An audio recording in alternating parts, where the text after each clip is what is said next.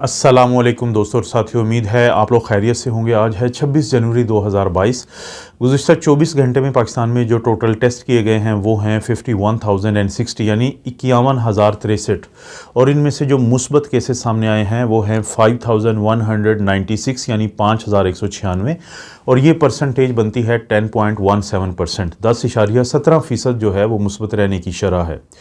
बज़ाहिर यही लगता है कि अब हर गुज़रते दिन के साथ आप केसेस को नीचे की तरफ जाता हुआ देखेंगे, और ये जो मुस्बत रहने की शरह है ये 13% से 12 से अब ये 10 और 11 के बाद ये 10 की तरफ जाती हुई नज़र आ रही है। क्योंकि मैं अपनी काफ़ी वीडियोज़ में जिक्र कर चुका हूँ कि जो ओमिक्रॉन का बिहेवियर है वो ये है कि ये केसेस बड़ी तेज़ी से ऊपर जाते हैं और फिर उतनी ही तेज़ी से ये नीचे की तरफ जाते हैं। और इसमें जो एक बहुत बड़ा किरदार सामने आया है और जिसके ऊपर कल मैंने वीडियो भी बनाई थी, जिसका डिस्क्रिप्शन में लिंक है, आप देख सकते हैं। बहुत अहम वीडियो है कि क्या सबसे बड़ा फैक्टर सामने आया है, क्या सबसे बड़ी वो वजह सामने आई है कि जो कोरोना है उसको अब शिकस्त होती हुई नज़र आ रही है। कि उसका जो नया वेरिएंट था जिसको हम ओमिक्रॉन वेरिएंट कहते हैं, कि वो फैला तो तेज़ी से फ्लू वायरस की तरह, लेकिन वो फ्लू वायरस की ही तरह बहुत ज़्यादा लोगों को नुकसान नहीं पहुंचा सका। तो इसमें जो सबसे बड़ा फैक्टर सामने आया है वो CDC, centre for disease control and prevention, जो अमेरिका का एक बहुत बड़ा इदारा है, उसने एक लाखों लोगों पे वहाँ पे स्टडी की थी। उसके ऊपर मेरी ये वीडियो है, बड़ी डिटेल में इसमें मैंने बताया है कि इसमें सबसे बड़ा फैक्टर जो खुल के सामने आ रहा है वो ये है कि वो लोग जिनको एक दफ़ा पहले कोरोना की इन्फेक्शन हो चुकी हो तो उनके अंदर ऐसी क़ुव्वत मदाफ़त पैदा हो जाती है जो शायद उन लोगों में भी नहीं होती, कि जो वैक्सीन की 4 डोजेज़ तो लगवा लें लेकिन उनको पहले इन्फेक्शन नहीं हुई हो। तो उस स्टडी में ये देखा गया था कि वो लोग जिनको पहले से कोरोना की इन्फेक्शन हुई, उससे वो सेहतयाब हुए, तो उन्होंने अगर वैक्सीन लगवाई तब भी और अगर वैक्सीन नहीं लगवाई तब भी उनकी मदाफ़ती जो निज़ाम था या जो क़ुव्वत मदाफ़त थी उसमें कोई बहुत ज़्यादा फ़र्क नहीं पड़ा, लेकिन वो काफ़ी मजबूत थी और लोगों को री इन्फेक्शन से उसने बचाया। अब यही बज़ाहिर वजह लगती है पाकिस्तान में भी, कि क्योंकि पाकिस्तान में अगर हम स्टैटिस्टिक्स की बात करें तो हर चीज़ रिपोर्ट नहीं होती पाकिस्तान जैसे ममालिक में। तो पाकिस्तान में भी बहुत सारे ऐसे लोग हैं जिनको या तो पता नहीं चला या उनकी रिपोर्टिंग नहीं हुई और उनको कोरोना हुआ, वो कोरोना से सेहतयाब हो गए, और उस सेहतयाबी ने उनके अंदर जो उनके इम्यून सिस्टम के अंदर तब्दीलियां पैदा की, तो वो अब उनको हिफाजत दे रही है कोरोना की किसी भी आने वाले नए वेरिएंट के ख़िलाफ़। तो ये बड़ी अच्छी खबर है, ये बड़ी एक ऐसी मुस्बत चीज़ है कि जिसे अब चीज़ें हमें सामने आ रही हैं कि आहिस्ता आहिस्ता ये जो कोरोना है ये एक फ़्लू वाली शक्ल इख्तियार करेगा और फिर चला जाएगा। चले जाने से मुराद यही है कि ये इतना अहम नहीं रहेगा कि इसको हम बहुत ज़्यादा इससे घबराएं या तवज्जो दें। ये जो वीडियो है बुनियादी तौर पर ये सिर्फ आपको ये बताना है कि कैसे आपको पता चलेगा कौन से ऐसे लोग हैं कि जिनके चांसेस हैं कि वो ऐलान करेंगे कि दुनिया से पेंडेमिक चली गई है और ये अब इंडेमिक बन गई है, इसके केसेस ज़रूर आएंगे, कहीं कहीं आएंगे, लेकिन वो बहुत ज़्यादा लोगों को और माशरे को वो ख़राब नहीं करेंगे, उसका निज़ाम जो है वो तहस नहस नहीं करेंगे और ज़िंदगी चलती रहेगी। हाँ, जैसे हमें फ़्लू की वजह से 3 से 5 दिन अलामात आती हैं, कुछ दवाइयाँ दी जाती हैं, रेस्ट किया जाता है और उसके बाद हम उससे सेहतयाब हो जाते हैं, तो ऐसा ही कुछ होना जाएगा। तो दुनिया की 2 ऐसी शख्सियात हैं जिनके बहुत ज़्यादा चांसेस हैं कि वो कुछ ऐसा ही ऐलान करेंगे। उनमें से एक तो